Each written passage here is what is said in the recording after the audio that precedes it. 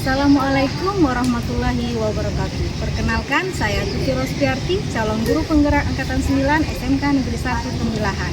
Pada kesempatan kali ini, saya akan melakukan wawancara dengan kepala sekolah terkait tugas demonstrasi kontekstual modul 3.1 pengambilan keputusan berdasarkan nilai-nilai kebajikan. Selamat menyaksikan. Kami mengucapkan terima kasih atas kesempatan yang diberikan untuk kegiatan wawancara kami ini. Jadi terkait tugas kami sebagai calon guru penggerak Angkatan 9, Pak, tentang modul 3.1, yaitu pengambilan keputusan berbasis nilai-nilai kebajikan. Jadi kami misalnya belajar tentang dilema etika dan rujukan moral, bagaimana ketika dihadapkan suatu permasalahan kita dihadapkan pada nilai yang sama-sama benar, Pak. Nah, jadi Bapak sebagai kepala sekolah tentunya punya pengalaman. Bapak jadi kepala sekolah sejak tahun 2015 ya, Pak ya. Jadi kami belajar banyak dari Bapak nih. Bagaimana, apakah Bapak selama ini pernah menghadapi permasalahan di mana Bapak dihadapkan pada dua pilihan yang sama-sama benar atau sama-sama baik, tetapi saling bertentangan? Itu, Pak. Jadi memang selama kita menjadi kepala sekolah, hal-hal semacam ini sering kita jumpai. Inilah yang namanya dilema pada saat kita ingin mengambil keputusan. Keputusan ini sesuai dengan pertanyaan tadi, barangkali ada dua pilihan. Pilihan ini kalau dia antara baik dan buruk, itu kita mudah memilih. Kita akan pilih yang lebih baik. Namun itu kalau seperti itu tidak dilema namanya. Tapi kalau yang yang dilema ini adalah sama-sama baik, sama-sama benar. Jadi apabila kita dihadapkan oleh persoalan seperti ini, maka kita harus memilih. Nah, disinilah kejelian kita memilih. Hari ini memang kita merasa kedua-duanya benar. Tetapi dari kedua-dua benar ini, mana yang kita yakinkan hari ini, mana yang paling benar. Maka disinilah kita butuh satu keyakinan kita. Jadi kita apapun yang kita ambil dari dua pilihan itu, kita mana menurut kita yang paling yakin, pilihan yang benar dan baik, itu yang kita ambil. Mudah-mudahan hidup ini kan harus ada yakini. Kalau kita tidak yakin, ya bagaimana kita harus bisa menjalankan sesuatu, bisa mengambil keputusan sesuatu. Kata kuncinya kalau ada dilema ini, kita yang mana menurut kita yang yakin, yang akan kita ambil, ya itulah dasarnya ya. Keyakinan kita hidup harus yakin dengan apa yang akan kita ambil. Keyakinan. Kemudian Pak, bagaimana cara Bapak selama ini, gitu kan Pak, untuk mengidentifikasi bahwa kasus yang Bapak hadapi itu adalah kasus dilema etika atau rujukan moral? Tentu masalah identifikasi ini tentu kita harus berdasarkan data lah ya. Jadi dari data lah yang akan kita identifikasi. Jadi kita mengambil keputusan itu tidak asal ambil keputusan, tapi kita merujuk dari data, dari permasalahan. Nah, dari permasalahannya kita cari data-data pendukungnya. Dan dari situlah, dari data-data pendukung baru kita identifikasi.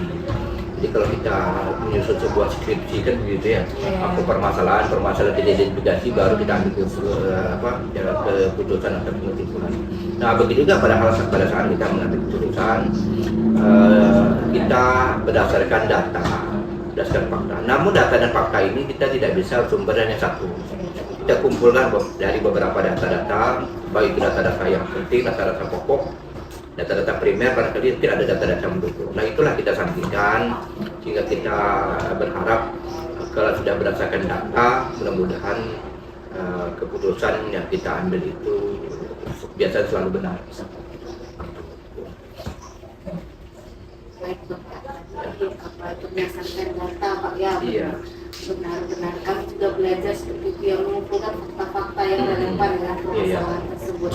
Kemudian kalau untuk prosedurnya Pak selama ini, bagaimana prosedur Bapak dalam mengatasi permasalahan-permasalahan yang Bapak temukan di lapangan? Prosedurnya saya selalu mengajak satu teman-teman ya. Kita biasanya tim, kita bawalah tim-tim kita, ya kan? Itu prosedur. Jadi kita mengambil keputusan itu tidak apa yang kita pikirkan itu selalu benar. Jadi kalau ada beberapa pemikiran-pemikiran yang kita gabungkan, kita berdiskusi dengan teman-teman. Karena saya di sini di kepala sekolah aku tidak sendiri. Bahwa teman-teman kita juga selalu memikirkan apa yang kita pikirkan. Jadi dari masukan dari teman-teman, dari tim kita, itulah dasar kita mengambil keputusan.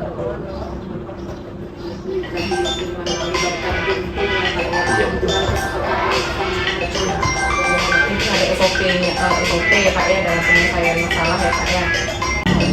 Selama ini gitu Pak ya dalam Bapak ya bermacam kasus lah yang Bapak hadapi. Nah, ketika Bapak dihadapkan pada suatu kasus, kemudian Bapak harus mengambil suatu keputusan, apa nih Pak hal-hal yang Bapak anggap efektif gitu kan dalam Bapak mengambil keputusan terhadap untuk menyelesaikan kasus tersebut? Iya, yang namanya efektif itu kita tidak bisa terburu-buru mengambil keputusan, ya kan. Tadi kembali yang tadi ya, tapi kalau memang keputusan yang kita ambil ini dasar yang fakta dan data, saya pikir dia selalu tak bisa kita pungkiri. Yang namanya data fakta itu susah kita bantah, ya kan itu. Tapi kalau kita mengambil keputusan itu tidak berdasarkan itu, berdasarkan pikiran emosional, saya pikir memang selalu tidak tepat kan.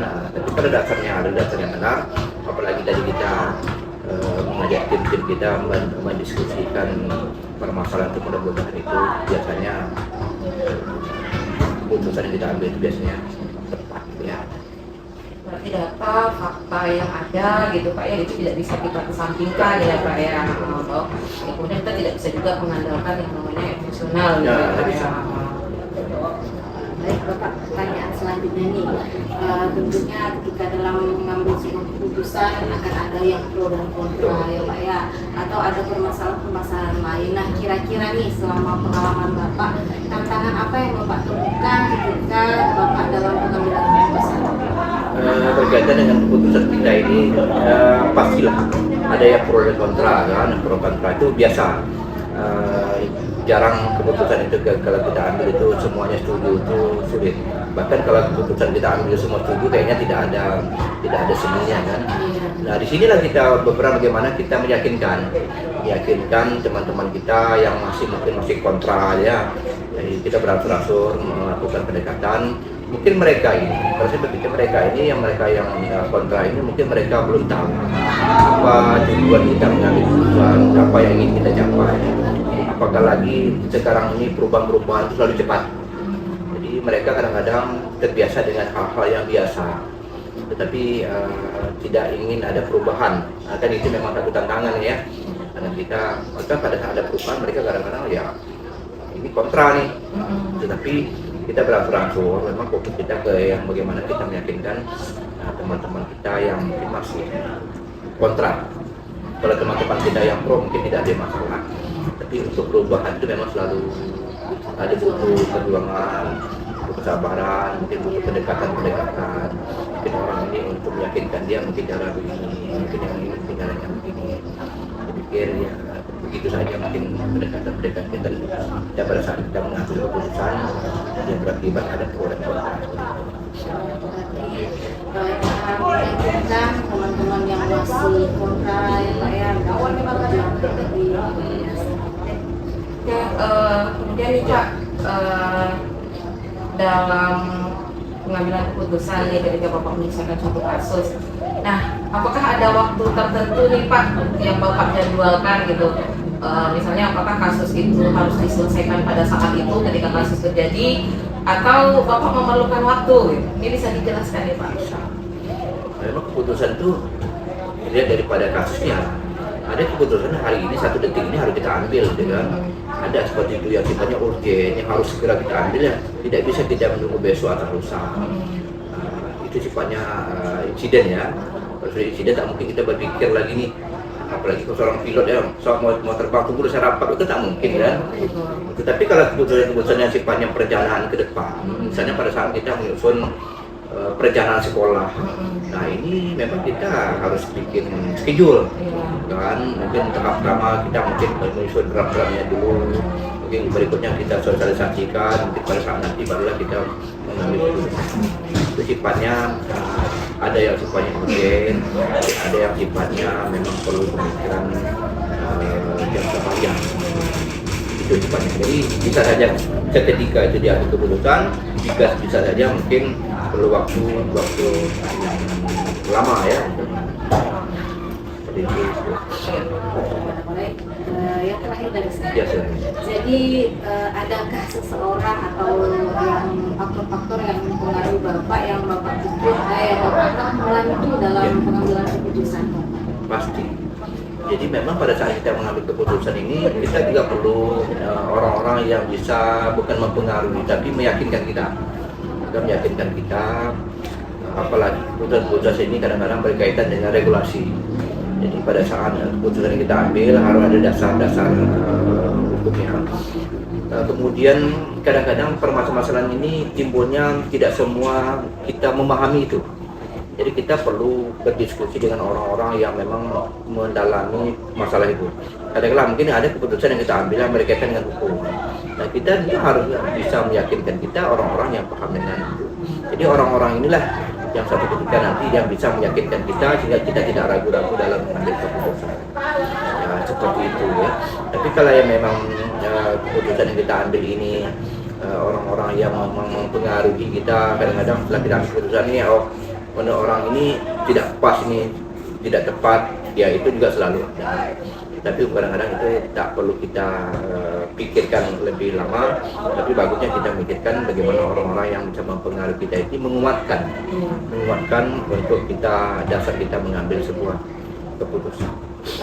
Berarti memilih orang-orang yang memang kompeten ya Pak ya, Iya. yang berpengaruh terhadap keputusan. Itu. Ini pertanyaan terakhir nih Pak.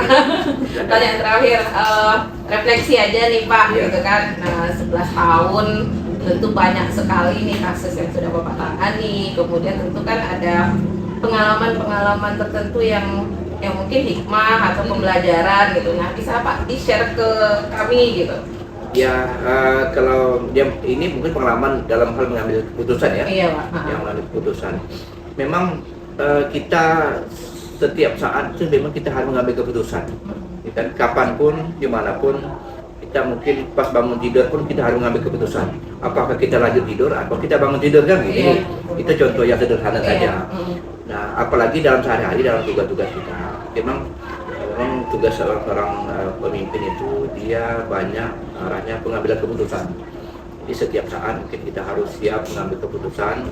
Itu tadi kembali kepada yang awal tadi, dengan keputusan yang kita ambil ini ada berdasarkan pengalaman, juga ada berdasarkan data dan fakta dengan. Jadi memang kita seorang katakanlah seorang pimpinan ya, saya merasa memang keputusan yang kita ambil itu apalagi yang sifatnya urgent tadi ya, hari ini detik ini kita ada masalah, detik ini juga harus kita ambil keputusan. Itulah memang kita harus siap dengan segala kemungkinan. Syukur kalau memang keputusan yang kita ambil dalam waktu singkat tadi benar, ya kita tentu merasa puas. Tapi seandainya keputusan yang kita ambil dalam waktu singkat tadi mungkin tidak tepat, ya itu memang sudah merupakan risiko daripada kita pada saat kita menjalankan tugas-tugas kita. Saya pikir itu Bun, yang penting bagi kita orang pimpinan satu ketika kapan saja kita memang harus mengambil keputusan. Kita berharap keputusan ini dapat kita ambil secara tepat dan benar. Semakin lama kita bertugas, semakin banyak pengalaman dan hal-hal itulah mungkin yang membesarkan kita untuk kita mengambil keputusan mudah-mudahan itu tepat. Itu mungkin. Terima kasih Pak atas sharing pengalamannya nih yang walaupun cuma sebentar nih Pak gitu kan, jadi Kami petik banyak hal-hal yang kami petik ya kedepannya, terutama kan bagi kami nih Pak yang sedang menjalani proses pembelajaran mengenai pengambilan keputusan seorang pemimpin, ya apakah itu kami sebagai pemimpin, kalau sekarang kan pemimpin pembelajaran, ya next ya nggak tahu nih Pak para TGP ini akan diarahkan kemana gitu ya Pak ya, mungkin sebagai pimpinan di satuan pendidikan ini pengalaman yang luar biasa Pak, termasuk mewawancari Bapak ya kan, menimba ilmu juga dari Bapak gitu kan, bahwa memang sebagai seorang pemimpin ya kita tidak bisa serta-merta mengambil keputusan itu atas kehendak dan pikiran kita sendiri gitu kan, banyak aspek yang kita pertimbangkan. Iya, jadi sekali lagi terima kasih banyak Pak atas waktunya. Pengalaman real, jadi kami di modul 3.1 udah belajar tentang dilema etika, pengambilan keputusan, paradigmanya. Nah dari Bapak kami belajar lagi tentang pengalaman realnya, luar biasa pelajaran dan pengalaman. Iya, Berbagi ya. Berbagi. Saya pikir Bu Tuti, ini kan beda orang, beda pula cara dia mengambil keputusannya. Mungkin dalam tugas-tugas tugas Bu Tuti ini mungkin bisa lebih banyak diwawancara dengan beberapa kepala sekolah. Mungkin mereka mungkin berbeda pula. Mungkin orang ini ingin mengambil keputusan, orang ini itu tergantung pada kebiasaan-kebiasaan masing-masing kan.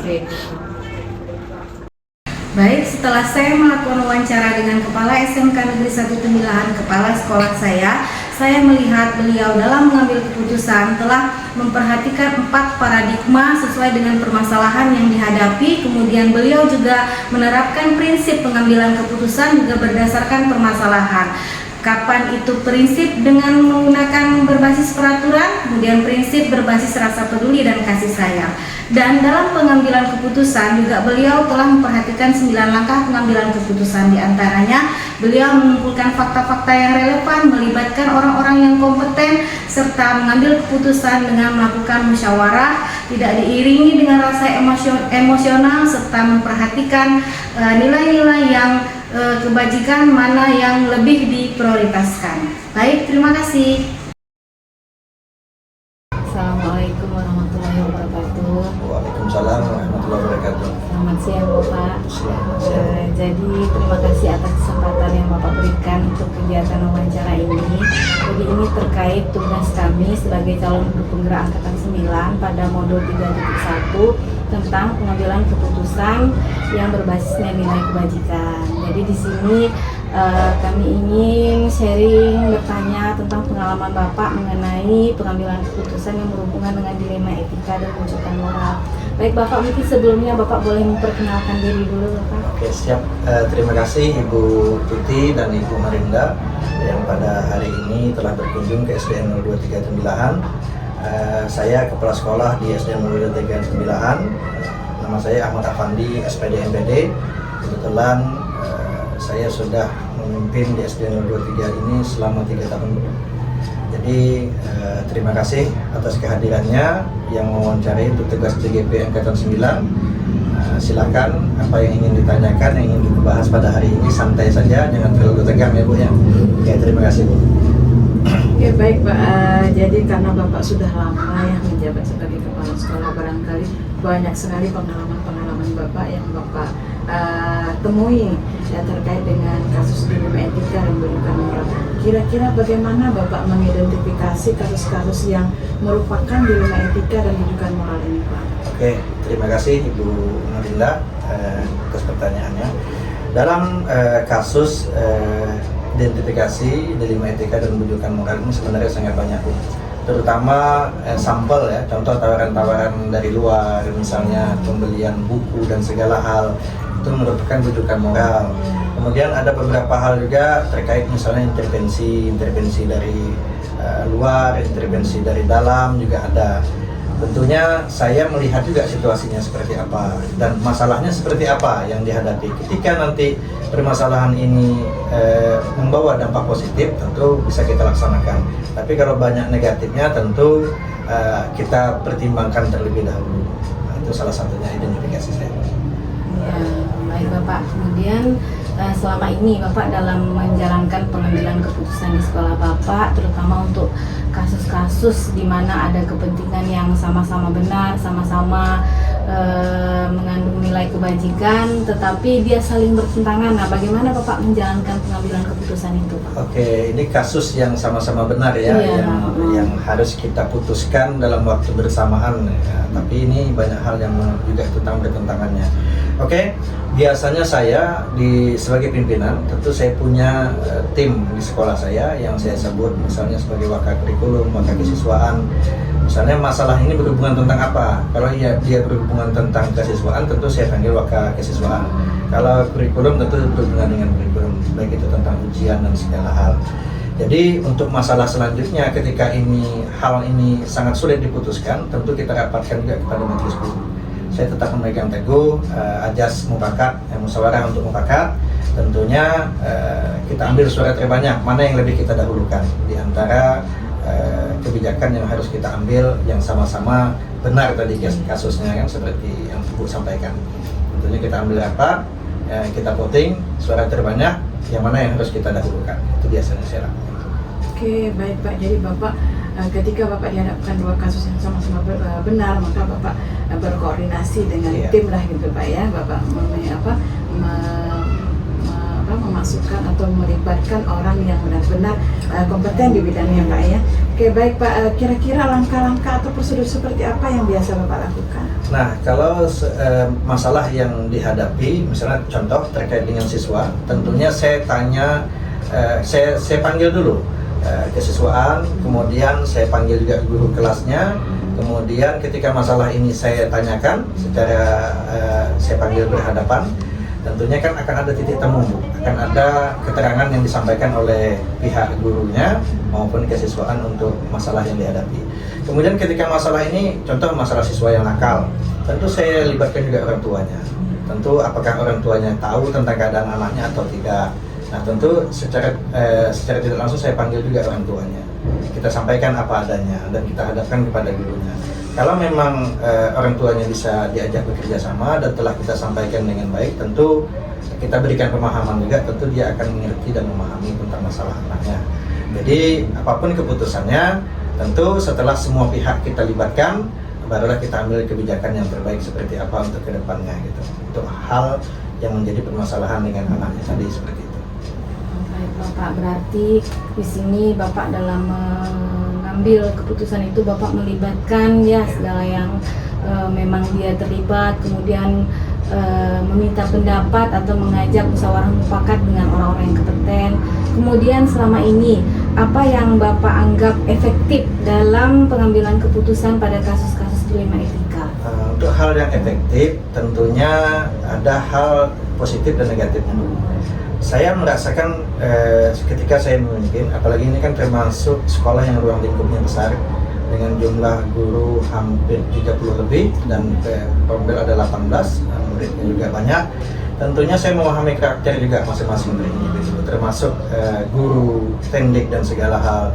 Kemudian saya tentunya sebagai leadership tentu harus tahu di mana menempatkan posisi tugas masing-masing guru, termasuk teknik dan segala halnya. Jadi untuk mengambil keputusan itu tidak semudah yang kita bayangkan juga. Ada hal-hal yang harus kita analisa juga, kita identifikasi juga. Saya selalu terbentur misalnya terkait masalah guru, selalu melibatkan pemangku kepentingan. Jadi saya tidak memutuskan sendiri. Kalau halnya sudah berat, saya melibatkan pemangku kepentingan. Misalnya yang saya libatkan itu ketua komite, ketua paguyuban, sudah itu pembina, termasuk juga koordinator wilayah. Kalau hal ini sudah saya libatkan, tentunya kebijakan bisa kita ambil bersama. Kalau ini halnya yang sudah terlalu berat, Bu. Tapi kalau yang masih ringan, masih bisa dilibatkan lingkungan warga yang ada di sekolah. Mungkin itu salah satu. Oke, baik Pak. Tadi saya mendengar paparan Bapak bahwa di sekolah ini ada 36 guru Pak ya. Pastinya ketika Bapak mengambil keputusan itu banyak sekali tantangan. Baik tantangan dari intern maupun ekstern. Bagaimana Bapak menyikapinya itu? Itu tadi ketika saya menghadapi dan melihat situasi, apalagi ketika kita kan sebagai pemimpin yang juga mungkin dianggap masih muda, emosional kan agak tinggi juga Bu. Tapi ini menjadi pendewasaan ketika saya selama 3 tahun menjadi pimpinan di SD 023 Bintan ini, saya saya mulai belajar menahan emosi, belajar menganalisa, belajar merefleksi lagi setelah permasalahan-permasalahan yang ada. Seperti yang disampaikan tadi, walaupun baru sekitar 3 tahun, banyak hal permasalahan baik itu dari luar maupun dari dalam. Apalagi kadang kita tidaklah menyebut, artinya kadang ini keluarganya ini kan tentu ada intervensi yang kita dapatkan. Tapi itu tadi kalau masalahnya sangat luas, kita libatkan pihak pemangku kepentingan. Tapi kalau hanya permasalahan itu berada di posisi dalam sekolah, warga sekolah, tentu kita hanya dapatkan bersama majelis guru mana arah yang lebih baiknya gitu. Dengan menganalisa dan menimbang permasalahan-permasalahan itu, bagaimana bisa diputuskan dengan baik. Oke, baik Bapak. Pertanyaan selanjutnya ini, ketika Bapak menemukan sebuah permasalahan, apakah bagaimana Bapak menyikapinya? Apakah permasalahan itu diselesaikan pada saat itu terjadi atau Bapak memiliki jadwal tertentu untuk menyelesaikan permasalahan tersebut? Ya, kalau permasalahan sebenarnya tergantung masalahnya, Bu. Kalau masalahnya itu memang bisa diselesaikan pada saat itu, tidak perlu hal yang ribet, ya kita bisa selesaikan. Tapi kalau masalahnya yang lumayan besar, tentu kita analisa juga masalahnya. Kita analisa, identifikasi lagi. Tentu itu tadi saya panggil hal-hal terkait yang terhubung dengan masalahnya gitu. Kalau misalnya masalah siswa, gurunya kita panggil, kesiswaan kita panggil, jika perlu libatkan orang tua, tentu kan akan ada titik temu. Jadi ada juga hal bertahap yang kita lakukan kalau masalahnya sudah lumayan berat. Tapi kalau masalahnya ya cukup bisa diselesaikan sampai di situ, ya bisa juga kita selesaikan di situ. Oke, baik Pak. Jadi Bapak melihat situasi lagi. Ya, kalau situasinya urgent berarti harus diambil keputusan secepatnya, maka Bapak harus ambil keputusan. Ya.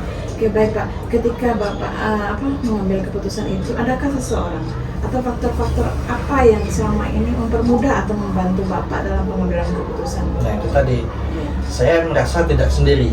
Saya merasa tidak memutuskan semuanya sendiri. Maka itu saya ada tim ini saya bentuk tadi sebagai wakil kurikulum atau wakil kesiswaan. Kemudian ketika saya memiliki masalah yang sangat berat, saya juga tidak sendiri. Saya ada pengawas pembina, saya ada korwil, saya ada ketua komite. Makanya selalu berkomunikasi, berkolaborasi ketika masalah yang saya hadapi tidak bisa saya putuskan sendiri.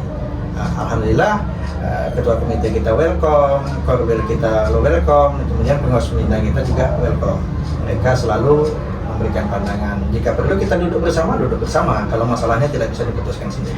Tapi itu tadi, kalau masalahnya tidak urgent gitu, berarti kan bisa saja kita putuskan dalam waktu yang tidak perlu terlalu melibatkan pengawas dan yang lain. Tapi kalau untuk hal yang besar, tentu saya libatkan. Jadi artinya saya tidak akan disalahkan ketika mengambil keputusan. Oh ini kan keputusan bersama. Karena jenjangnya seperti itu. Kita ada pengawas, ada korwil, kemudian ya kalau tidak mentok-mentok juga kan ke dinas pendidikan lagi yang harus kita lakukan. Itu yang saya lakukan biasanya seperti itu. Baik Bapak, luar biasa ya. Jadi kami di modul 3.1 belajar bagaimana paradigma, dilema, dan langkah-langkah pengambilan keputusan. Nah di sini kami mendengar pengalaman real dari Bapak, bagaimana Bapak secara runtut sesuai dengan jenjang, kemudian melibatkan orang-orang yang kompeten dalam menyelesaikan masalah itu, ilmu yang luar biasa bagi kami. Baik Bapak, untuk pertanyaan terakhirnya, dari semua hal yang telah Bapak sampaikan tadi, nah kira-kira pembelajaran apa nih yang Bapak petik dari pengalaman Bapak dalam mengambil keputusan dilema etika? Mungkin Bapak boleh berbagi dengan kami. Itu tadi yang saya katakan, Bu. Saya dilantik, saya sebenarnya guru penggerak juga di Angkatan 1. Ketika selesai pendidikan guru penggerak, saya dilantik di tahun 2021 sampai sekarang. Nah ketika itu tadi saya sampaikan bahwa mungkin saya termasuk sekolah paling muda untuk tingkat SD di Kecamatan Temilahan lah, seperti itu. Jadi banyak hal tantangan, saya sudah diberi amanah sekolah yang lumayan besar, emosionalnya cukup tinggi yang saya sampaikan tadi, karena kan kalau yang muda-muda pasti seperti itu, meledak-ledak, kita ingin cepat dan segala hal. Tapi berjalan seiringnya waktu, alhamdulillah saya juga belajar dari pendidikan guru penggerak. Kita belajar bagaimana menjadi pemimpin pembelajaran, juga pemimpin di kelas. Alhamdulillah kita semua bisa mengontrol itu. Ada coaching, ada controlling, banyak hal yang kita dapatkan di sana. Termasuk yang pembelajaran paradigma, dilema etika, bukan moral. Oh ternyata seperti ini. Sudah ada contoh-contoh kasus yang bisa kita pelajari juga di sana. Ternyata realnya seperti ini di lapangan. Nah ini yang memang perlu keputusan dan kebijakan yang sangat sangat matang. Tak bisa kita harus meminta begini dengan orang lain. Begitulah saya, ketika ada hal yang harus saya libatkan ya saya libatkan, tapi tidak bisa juga terlalu menyebarluaskan, terutama untuk keputusan-keputusan yang intern. Tapi kalau untuk keputusan yang berhubungan dengan kegiatan luar, kita libatkan orang-orang yang memang kompeten seperti paguyuban, komite dan segala hal. Oke, baik Pak, terima kasih luar biasa sekali Pak ya. Jadi pada pemaparan Bapak tadi kami semakin memahami banyak hal tentang dilema etika dan pendidikan moral itu. Jadi ketika Bapak memutuskan sesuatu, maka Bapak harus melibatkan segala macam stakeholder yang ada di sekolah Bapak. Kemudian pembelajarannya juga saya dapatkan bahwa karena Bapak masih muda gitu, tentu emosional, tetapi dari seiring berjalannya waktu pengalaman itu mengajarkan ternyata begini cara kita gitu ya mengambil keputusan, dan itu tentunya akan menjadi referensi kami juga yang muda ini nanti ketika akan melakukan sesuatu gitu. Terima kasih Pak waktunya untuk hari ini. Minta maaf karena sudah mengganggu waktu Bapak. Sepertinya itu aja ya Bu Tuti ya. Terima kasih, itu aja Pak. Assalamualaikum warahmatullahi wabarakatuh. Waalaikumsalam warahmatullahi wabarakatuh. Baik, setelah saya melakukan wawancara dengan Kepala SD Negeri 023 Temilahan, saya melihat bahwa beliau dalam pengambilan keputusan telah menerapkan 4 paradigma serta 3 prinsip dalam pengambilan keputusan, terutama prinsip peraturan dan prinsip berbasis rasa peduli. Kemudian dalam menyelesaikan masalah, beliau juga telah menerapkan 9 langkah pengambilan keputusan, menyelesaikan masalah secara runtut serta melibatkan orang-orang yang kompeten dan pihak-pihak yang memang terlibat dalam permasalahan tersebut, serta beliau juga belajar bagaimana mengelola emosional dari pengalaman beliau dalam pengambilan keputusan sebagai kepala sekolah. Terima kasih.